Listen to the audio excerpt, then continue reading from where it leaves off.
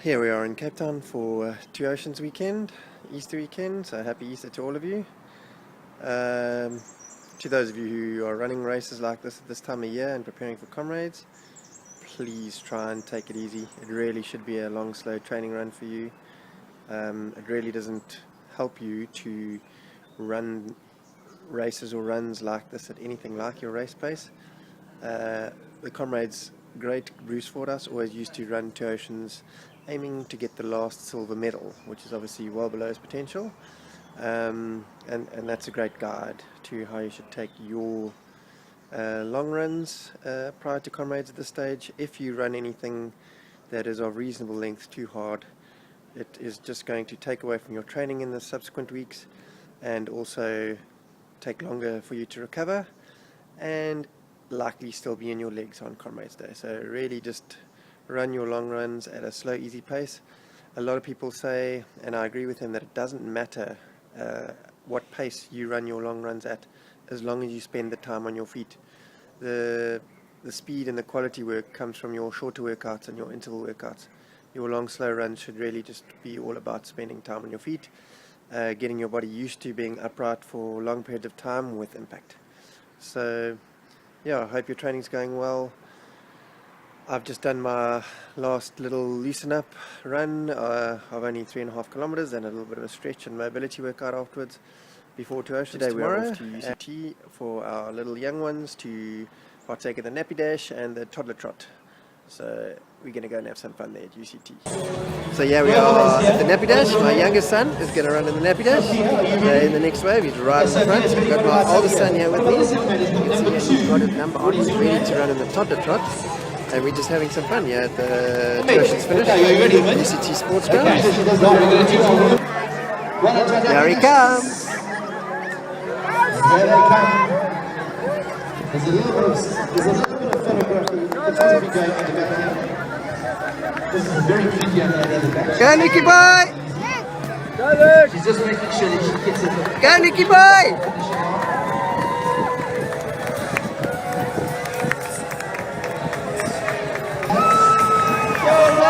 There we go, well done. Lots of selfies being taken. Some of the last ones are So, we just did the toddler's trot. How far was that? The whole field. This is cool. I'm going to come back and do it next year. And how many of these races have you done now? Do you remember? 3. No, more than that. That first number? 5. Yeah. Well, Two Oceans 2019 is done, and I'm done being an ultra runner for the year, and can now graduate to the side of the road supporting my wife. Very pleased with my wife's run. She finished pretty strong for a 5:48 and finished nice and strong, which is what you should do when you are using a race or a run like the Two Oceans and building towards Comrades. I knew I was being a little bit optimistic in trying for a 5. I thought I had to try and get the Salisbury medal, being the 50th, even though I was a little bit underprepared. And I did go for it, but at 25 Ks I realised I was working a little bit too hard, and I backed off. Ran a bit of a slower second half, which is not what you should do, but I knew I was underprepared and had to give it a go. My little boy has just joined us up here. Ran the toddler trot, he ran the nappy dash actually. He's the right age group for the nappy dash, and he got his own little Two Oceans medal. So there are him and his brother's medals, and there are my wife and I's medals. So we've got 4 medals in the family. Very proud of that. Trying to raise a healthy, active young family. And yeah, I'll be doing all my videos now from the side of the road. Trying to help my wife out in her preparation. Sorry about the sunglasses, my eyes are a little bit sensitive with the light. You can see we had some very good conditions for Two Oceans there. Those are ideal running conditions. Hardly any wind today. We did have a little bit of drizzle with some puddles going through like Muizenberg area and into Fischhoek, but not too much hassle. The temperature was good, no wind, wasn't cold. So really good running. No excuses on my part, just a little bit of a lack of preparation with having to give our wife priority, but she is running Comrades, so and doing long runs with 2 small kids we can't both go out in the mornings and do long runs, so yeah, I'll join these two on the side of the road from now on and support my wife to her first up run and her second Comrades, and try and help you guys all out along the way. Hope if you ran, I hope you had a good day and did run sensibly if you're running on towards Comrades. Have to say it was a little bit disappointing having to go over Oakopseweg, and I must say I did get a little bit over it on that section between the two main hills. I actually ran the last 5 kilometers of the route in under 25 minutes, so obviously had the strength in the legs, but just not in the head, which is an important part of ultra running, that upstairs you've got to have it as well. It gets hard for everybody, and when it gets difficult you've got to be able to keep going and keep your running rhythm and keep your head in it to keep going. And knowing that I was a little bit underprepared probably didn't help me with my attempt at the 5 hours. Who knows, maybe I would have been able to do it, but it just would have hurt a lot, and I don't think in my head I was ready to put myself through that. My goal with this 2 Oceans really was just to put myself in a position where I might be able to earn a blue number one day if I can keep going for my Comrades green number. Now that I've got the extra 2 Oceans, it puts me 1 behind, so I only have to do an extra 2 Oceans, which was my main goal. Yeah, and just to say happy Easter to everybody, and enjoy your running and keep going. You really are in the meaty part of your Comrades preparation now. If you are moving forward towards Comrades and you have run something like Bergville or 2 Oceans, yeah, when you do these long runs, just make sure that you do recover before you go back into full training. I know I've made the error before by running too early. I generally leave, but obviously I'm an individual, and you know, I know what works for me, but I generally don't like to run before about the Wednesday of the next week. I don't do any high intensity running, and don't recommend that anybody who's carrying on training does any high intensity running in the week following 2 Oceans or a run like 2 Oceans. Yeah, so just you know, it would be ideal if you could schedule a recovery week actually. I've worked my wife's program so that works out for her, and she will still be running mileage. I think she'll probably be doing about 65-70% of our usual mileage, but yeah, waiting until you are recovered to run again and then not doing any high intensity work really does make a difference.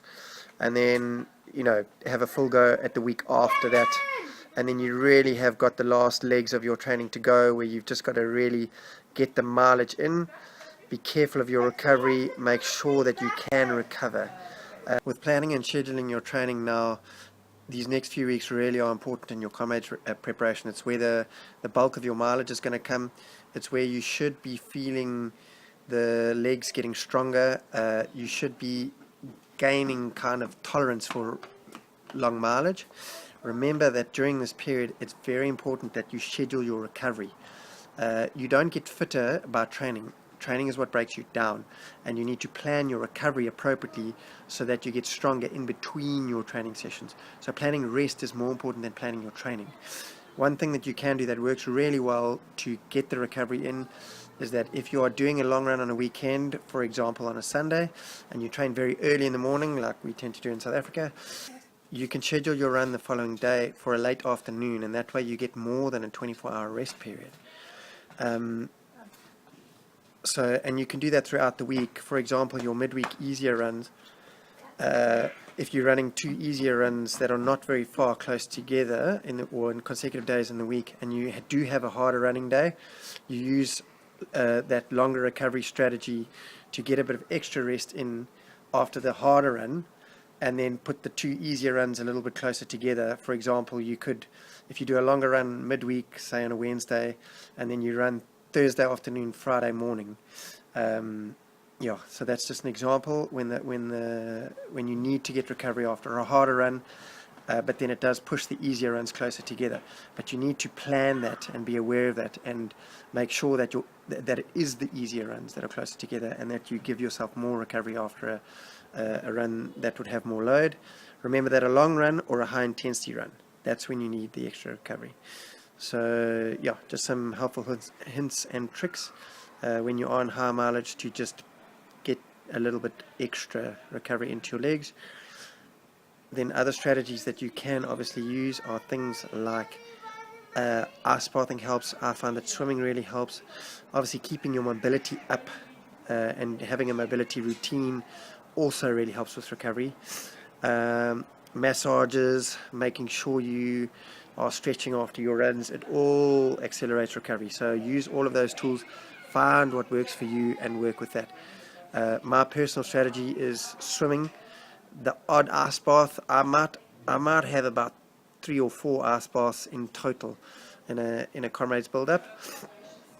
One of which would be shortly after Two Oceans. In fact, both my wife and I have had one this afternoon.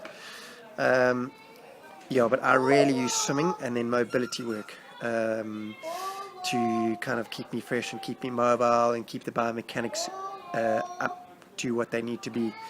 If you've got any niggles or any aches and pains, really you need to find a strength and mobility routine that works for you.